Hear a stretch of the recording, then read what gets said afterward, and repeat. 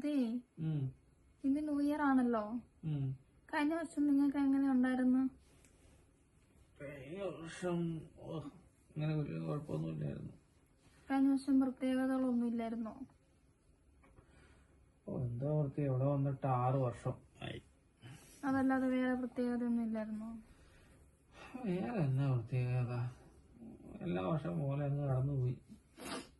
നിങ്ങളെ കല്യാണം കഴിഞ്ഞത് ഈ കഴിഞ്ഞ വർഷമല്ലേ? അതൊരു പ്രത്യേകതയല്ലേ നിങ്ങൾക്ക്? അയ്യോ, എന്താ? അതാണ് എന്റെ കഴിഞ്ഞ വർഷത്തെ ഏറ്റവും വലിയ ലോസ്. എന്റെ ബാച്ചിലർ ജീവിതം നശിച്ചു.